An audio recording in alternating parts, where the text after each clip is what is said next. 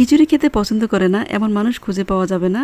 আজ মাত্র কয়েক টুকরা মুরগির মাংস দিয়ে দারুণ মজার খিচুড়ি রান্না করব। আসসালামু আলাইকুম সুপ্রিয় দর্শক, সবাই কেমন আছেন? আশা করি আল্লাহর রহমতে সবাই অনেক অনেক ভালো আছেন। আমরা আলহামদুলিল্লাহ ভালো আছি। খিচুড়ি রান্না করব আজ সরিষার তেল দিয়ে। সেজন্য একটা বড় হাঁড়িতে তেল দিয়ে পেঁয়াজ ভেজে নিচ্ছি। পেঁয়াজ যখন ব্রাউন কালার হয়ে যাবে কিছু পেঁয়াজ উঠিয়ে রাখবো, পরে আবার এটা ব্যবহার করব। সেজন্য কিছু পেঁয়াজ রেখে দিব, তারপর দিয়ে দিব আদা রসুন পেস্ট। খুব ভালো করে একটু আদা রসুন পেস্টটা ভেজে নিতে হবে যেন কাঁচা গন্ধটা চলে যায়। তারপর দিয়ে দিব এলাচি, দারুচিনি, তেজপাতা, সব গরম মশলাগুলো দিয়ে আর একটু ভেজে নিব। আর দিব এখানে হলুদ, মরিচ গুঁড়া, জিরার গুঁড়া, স্বাদ মতো লবণ।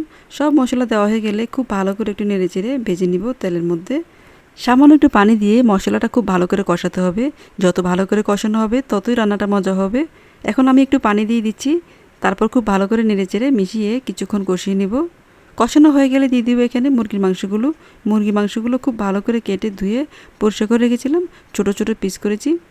খুব ভালো করে এখন নেড়েচেড়ে মিশিয়ে নেব। এখন ঢাকনা দিয়ে কিছুক্ষণ কষিয়ে নিব। এর মাঝে আমি কয়েকবার নেড়েচেড়ে দিব যেন নিচের দিকে লেগে না যায়। খুব ভালো করে কষানো হয়ে গেছে, দেখুন তেল একদম ছেড়ে দিয়েছে। এই পর্যায়ে দিয়ে দিব আমি ধুয়ে রাখা পোলাও চাল আর ডাল। আমি এখানে মসুর ডাল ব্যবহার করেছি, আপনারা যে কোনো ডালই ব্যবহার করতে পারবেন। চিনি গুঁড়া চাল দিয়ে খিচুড়ি রান্না করলে সবচেয়ে বেশি মজা লাগে। খুবই সুন্দর একটা সুঘ্রাণ হয়, খেতেও বেশ ভালো লাগে, একদম ঝরঝরা হয়। যাই হোক, খুব ভালো করে নেড়েচেড়ে মিশিয়ে আমি এখানে দিয়ে দিলাম বিরিয়ানি মশলা। বিরিয়ানি মশলা দিলে এই খিচুড়িটা খেতে সবচেয়ে বেশি মজা লাগে। বিরিয়ানি মশলা দিয়ে খুব ভালো করে একটু চাল ডালগুলো ভেজে নেব তেলের মধ্যে। খুব ভালো করে যখন ভাজা হয়ে যাবে তখন এখানে দিতে হবে গরম পানি। অবশ্যই গরম পানি দেওয়ার চেষ্টা করবেন, তাহলে খিচুড়িটা খুবই ভালো হবে, একদম ঝরঝরা হবে।